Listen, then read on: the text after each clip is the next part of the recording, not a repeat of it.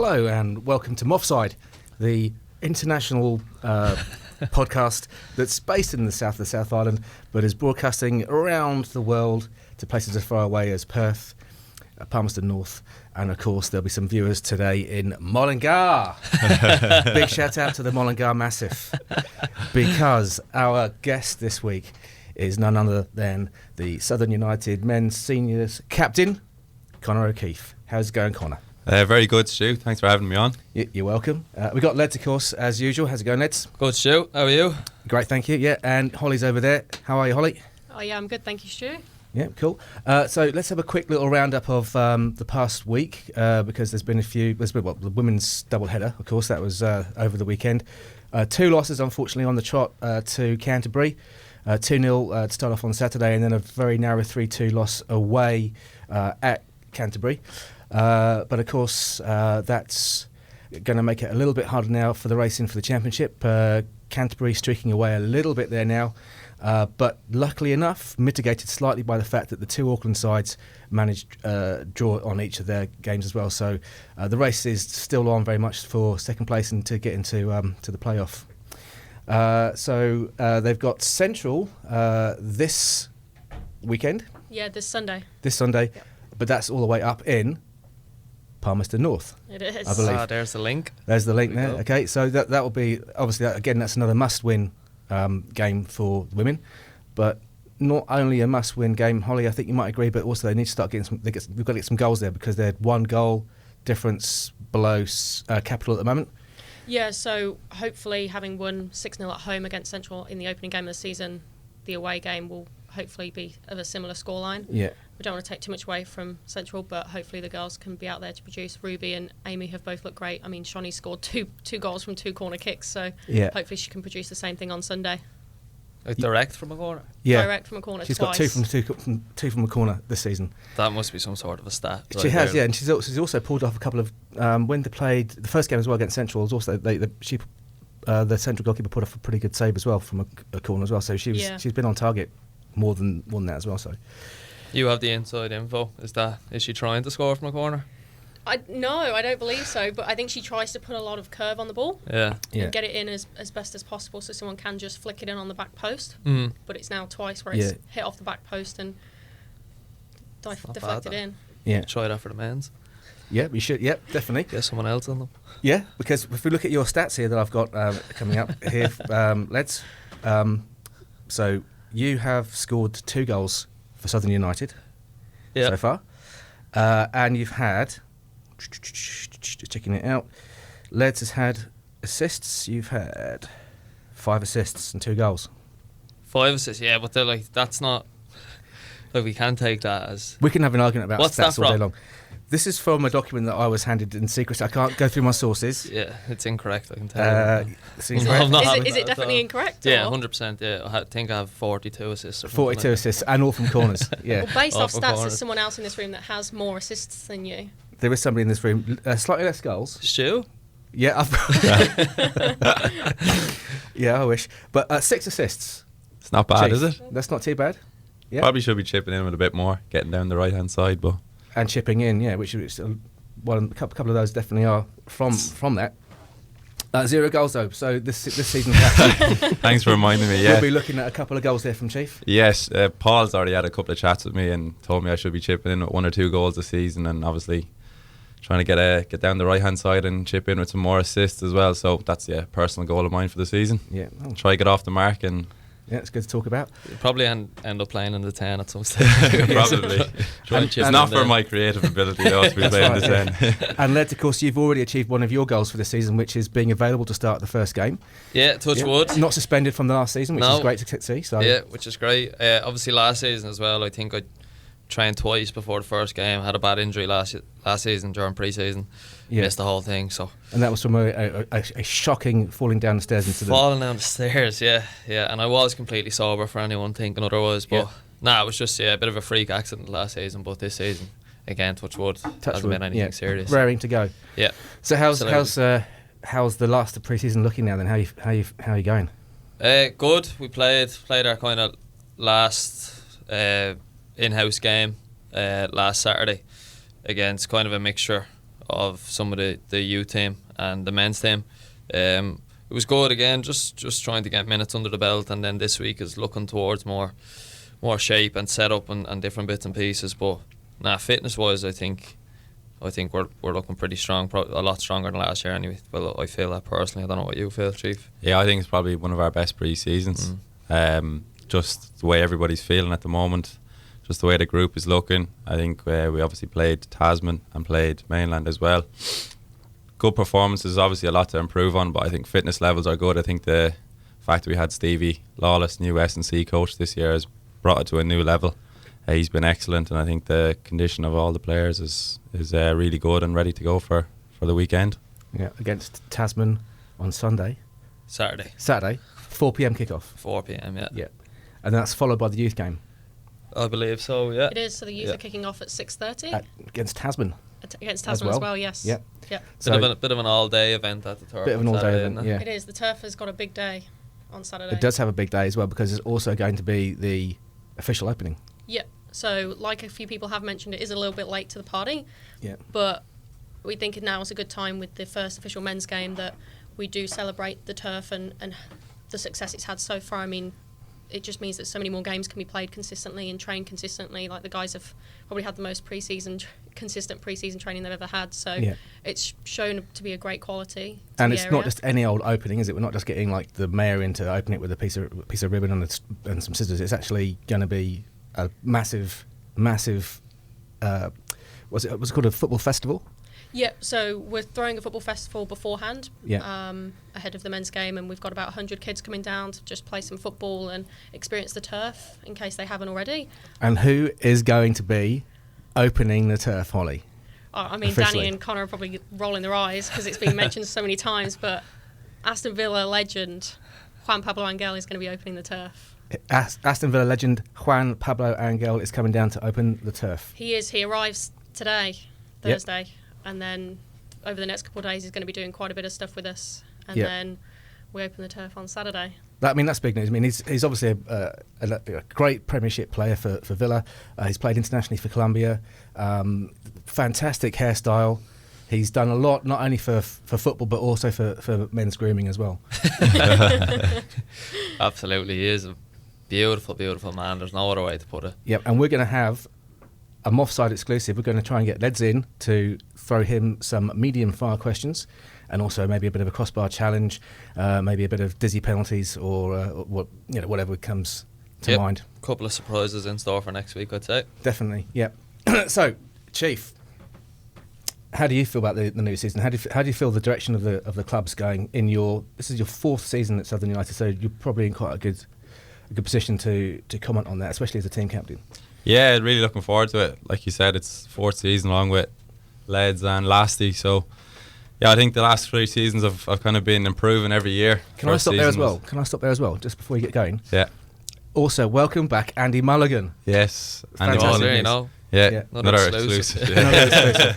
No, it's already been released by the press office, I believe. It has, yeah. We announced the 28-man squad last week, which will be kind of refined over the next few days or so ahead of the opening game. Yeah. So it's pretty exciting. Back in for the second game, is he?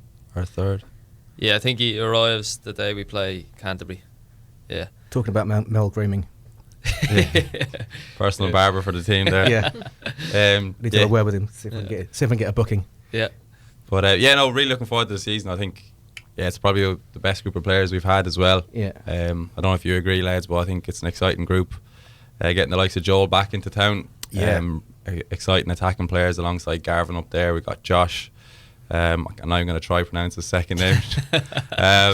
As well. So I think the squad has improved. The overall setup has improved. We're obviously training on the turf now, week in, week out. So that's a huge bonus for everybody, and obviously for the physios, there's a lot less injuries.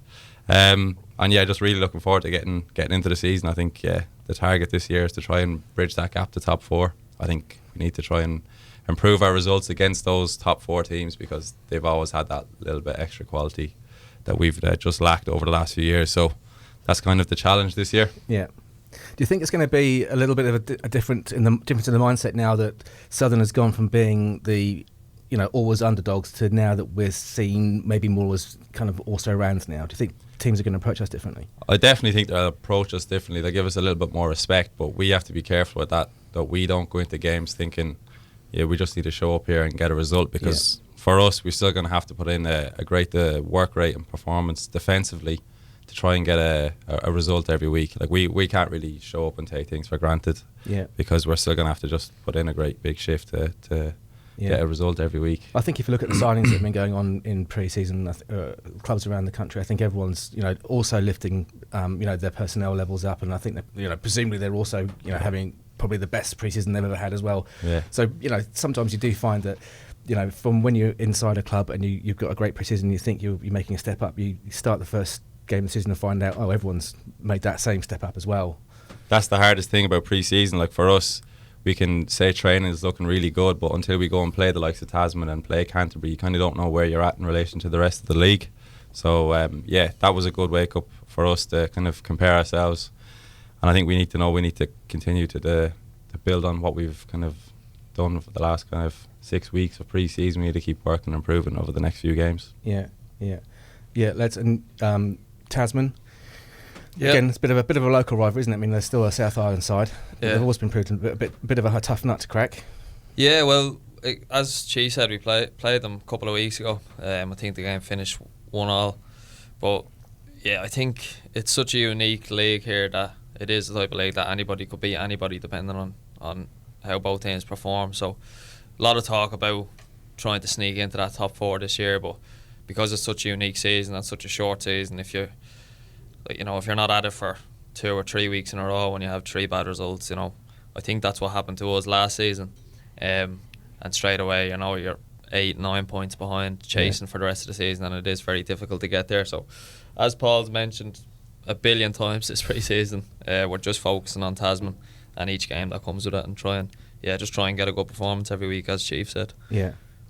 I mean, you're right. There's no real. I can't see anybody who's going to be an easy beat this year. I mean, not at all. There never is. It's probably similar to the women's and the youth league. Yeah. I don't know what it is about New Zealand, but anybody could beat anybody on any given day. So that's adds to the excitement, I suppose. Yeah, and talking about the youth league as well.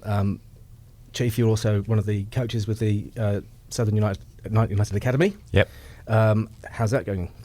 Yeah, it's going really well. Obviously preparing for National Age Group in December. Yeah. It's been a very enjoyable year. We've obviously gone up to Christchurch in July and played a couple of club teams, and kind of similar to the first team, when you're down here in Dunedin and Football South region, you don't really know where you compare to the rest of the country. So it's important to try and play the opposition from Christchurch and elsewhere to kind of see where you're at. Yeah. But yeah, really excited for the National Age Group. It's always a great week, and it's been an enjoyable year working with the lads, 14s. Yeah, and you and Leds are both also football development officers for Football South. Yeah. And so that's a role that you've also now had. This is your 4th year in that role as well. Yep. Congratulations. Thanks, you. Anniversary a couple of weeks ago, actually. Yeah. It's a tough role that gets very little thanks, and everyone's got an opinion about what you should be doing, especially at their club. Yeah. But so that's been 4 years, and that's really seen, I think, a massive improvement. It's been part of the bedrock of the improvement the region has seen in football, which I don't think many people will acknowledge, recognise, or even see. So definitely, I think that's something that's really helped Southern United and Football South, just having dedicated FDOs who really care about football and know their football and put the hours in. Yeah, no, it's been we're going into our 4th year now, but definitely in football it takes a lot longer to really implement change the way you want to kind of get to. So it's going to take time. You got to stick at it. I don't think anyone thought we'd be here as long as we are, and we're obviously trying to improve football across the whole region in the clubs, obviously through the academy and coach education. So there's lots of different areas that we're trying to improve, and it'll take time. There's been a lot of success over the last few years, but a lot more to achieve as well. Yeah. Well, I mean, where would you see yourself going? Career-wise, obviously you've got your football career, you've got your FDO career. What are your kind of long-term goals? Definitely to continue playing as long as I can at the highest level that I can, and if I can balance work and playing at the same time, then brilliant, because I continue adding to coaching CV as well. Once I hang up the boots, possibly try get into a professional club somewhere and work as an academy coach or something down those lines. Yeah. And what about you? Yeah, probably similar. Definitely play as long as possible. Yeah. I'd say hopefully have another 10 years, depending another 10 on years, what level. Pushed it a bit, I think.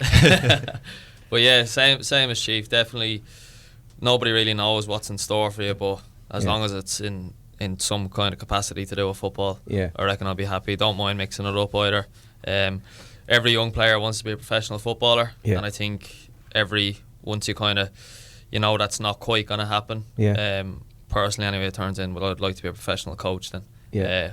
Mad passion for the game and passion for coaching and working with young aspiring players. Again, couple of years to go with the playing, so we'll just keep ticking along the way. And now, of course, lads can put down being a pundit as your third option. So go the Gary Neville kind of route, really. Yeah, it wouldn't be a bad job, that would it? Just watch football and talk about it. That's the dream as well. It's great. I mean, obviously, we're not paying you to do this. I just want to make that clear. But it's still great just sitting around just talking about football for 26 minutes. Absolutely. A couple of coffees, some chats about football. Yeah. And if not, you can just become a professional poster maker. That's also true, So along with that FDO job, have your poster making skills really massively gone through the roof since you've taken this job? Listen, I don't want to say that myself, but there is some rumours around the office that because Sean Hamill was in charge of that stuff before he left for New Zealand football, and it was worrying times in the office, but I don't want to say it myself, but if you ask anyone else, they'll say that. So After Effects or Photoshop or? I actually can't reveal that. Okay, state secrets. Okay, so we're going to go now into we're going to go into your medium fire round. Yeah. Let's shoot away. Now, the whole thing about the medium fire round is it's not a quick fire round, but also it's not a slow fire round. Can't take all day. Somewhere in the middle. Right. Question 1: if you could live a day in the life of one professional footballer, what player and what day would it be? Oh, that's a great question. I would have said Roy Keane, but he was suspended for the 99 Champions League final. Maybe that's why you came up with this question. I'll go with David Beckham for the 99 Champions League, just to be a part of that game because he delivered 2 crosses into the box. Possibly a close second would be Solskjaer. I mean, scoring a goal in the Champions League final to win it in injury time, I think that would life peaked right there. Yeah. And you get the first 70 minutes off, don't you, as well? So you just just relax and know what's going to happen. Be great. Good stuff. Second one, Southern United youngster to look out for this year. So could be involved with the men's already, maybe in the youths. Yeah, from being a defender, I'll go for the defenders, and I'll say Javier Langley. I think technically on the ball he looks very good, looks very assured. He's got a great diag on him as well. And he's just got a great attitude and he's listening to everyone that's kind of trying to give him some sort of feedback, or he just has a great attitude, so he kind of got all the tools to kind of kick on, so hopefully he does. Absolutely helps when you're 6'8" as it well. It does. He's only 17 as well, so bright future, David. It's hard to hear that sometimes, honestly. Good stuff. Third question, in your opinion, what's the most important trait of a captain? I think you just got to lead by example, so you don't have to be someone that's screaming and shouting all the time, but in your actions you just have to lead by example all the time so that everyone else can kind of look up to you and kind of take piece of information. That's the standard. That's the standard, set the standards and making sure that you maintain them and keep them as high as you can. Good stuff. Maybe that's what I was being as captain, but anyway, moving on. Right. Controversial, that one. Don't know if that's ever going to go away. Right, two it's scenarios. Never go away. It's not. 2 scenarios. So for the upcoming season, we either have to play, so Surrey United either have to play Garv at centre back and Eric up front for the full season, or Lemo at right back and you're in goal for the season. So if you had to choose one of them, what would you choose and why? Great question. Garv can't defend for his life. Merrick can't score. But you can't be playing a goalkeeper outfield, so I'll have to go with Gareth can play centre half. I'll teach him how to play defence. Yeah, and Eric can play up front. Eric would really apply himself and try and learn all the tricks of the trade, wouldn't he? I think really quickly. Yeah. I think that would be a better solution than Liam at right back. To be crosses galore, and if I'm in goal, I'm not coming for them either. So I'd have to say with the swap with Eric. Yeah, I was thinking about that when I was coming in. Like I think I'd go for the other one. Would you? Yeah, I reckon like if this was actually real life, like I reckon we would finish higher in the table if you played in goal. Liam played right back. Have you seen Liam run? To be fair, he's probably quicker than Pants. Right, and last question. Now, I wanted to mix it up this week because, to be fair, like you think of yourself as quite good with the football trivia. So I had a quiz question, but it's actually kind of been around, but I'll ask anyway. All right. So who has more goals for Southern United? Yeah. Conor O'Keeffe or Stuart Moffat? Oh God, hold on, let me think about this for a sec. I think I like this answer. To be fair, I'm technically on -1 for Southern United, so I'd probably have to say Stu Moffat. There you go. He's on 0. Yeah. I'll take that one. Just wanted to hear you say it. Yeah, just that was an interesting game for myself and lads. Yeah. Less said about that. We won't go there now. Yeah. But there you go. There's an interesting trivia question. If you ever want to ask it, who has more goals, me or Southern United's captain? And you'll win that, Stu. Yeah. So win some money in that. Yeah, I'm probably going to really annoy everyone I meet now for the next week. Good stuff. That's the medium fire round. Medium fire rounds over and done and dusted. Okay, so if you hadn't had a career, I'm going to ask you a question. If you hadn't a career in football, what would you be interested in doing? Well, the easy one is my dad's. So I grew up on a farm back home. In Mullingar? In Mullingar, yeah. Yeah. Home in Niallhorn. My dad was a farmer, so yeah, that's probably an easy option to go down. Yeah, that's probably what I'd end up doing. But then my mother forced me to go down to Carlow and do the course that I did, and turned out to be the best. You were forced to go down to Carlow. Forced. I didn't know what I was going to do. I want to be a farmer. I'm going to have to be a right back now. Mum. Yeah. So that's why I'm here today. Probably would be end up in. So this is your second option. No, definitely wouldn't say that. No, wouldn't say that. But yeah, that's probably what I would have ended up doing. Yeah. Yeah, lads. Absolutely no idea, to be honest. But because you're kind of a triple threat, really, aren't you? Yeah, I've got football. It's got music. A couple of things going. Yeah, probably a professional musician. To be fair, yeah. Anyone that's heard me, yeah, would probably vouch for that. I'd like to be a teacher. If it wasn't football, I'd probably like to be a teacher. Oh yeah. Yeah. Again, similar kind of to coaching, but obviously slightly different in terms of it's in a classroom rather than a football pitch. But something along them lines. But thankfully, I never had to make that decision. Yeah. Yeah. That's really good. And if anyone can think of any ideas for me, I'm still I'm still looking for any great ideas for a profession. So I might just stick with podcasting and the various other things that I'm doing. Well, we've got global listeners, Stu. Keep doing what you're doing, I'd say. Yeah, exactly. Yeah, I mean, if you're listening in Mullingar, I do have a pair of gumboots. So you're always welcome on the farm, Stu. You're always welcome. Yeah, I don't know if they have internet in Mullingar yet. Yeah. They don't have internet. What a waste of time this has been. No, I'm sure they do. Don't they? It's just dial up. That's all. Dial up, yeah. It's because Mullingar's in the centre of Ireland. Yeah, isn't it? Right in the middle. Right in the middle of Ireland. So I'm sure they're probably getting broadband from everybody else's drifting, accidentally just jump on everybody else's broadband. Yeah. It's like to be fair, when you go to Ireland, you kind of go around the coast. You don't really go to the middle to kind of check it out. So, all right, because you're from the coast, aren't you? Yeah. Well, yeah, from Dublin. Yeah, from Dublin. Yeah. Yeah. Via Arklow. Well, no, I'm from Dublin, and that's the end of the conversation.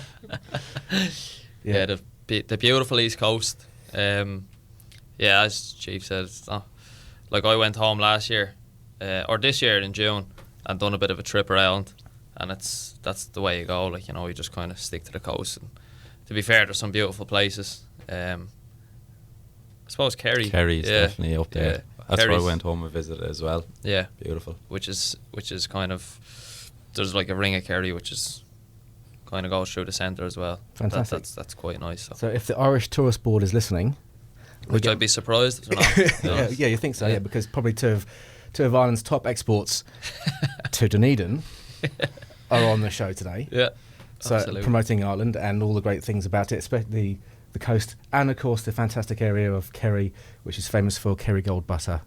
There you go. Presume. You know your stuff, Stu. Yeah. That's it. Yeah. So we're kind of running out of time now here. So have you got anything you want to add there, Leds, to the show? No, just make sure anyone who's listening, if you're in Dunedin, make sure you get down to the turf on Saturday. Yeah. Oh, what time is the Festival of Football starting, Holly?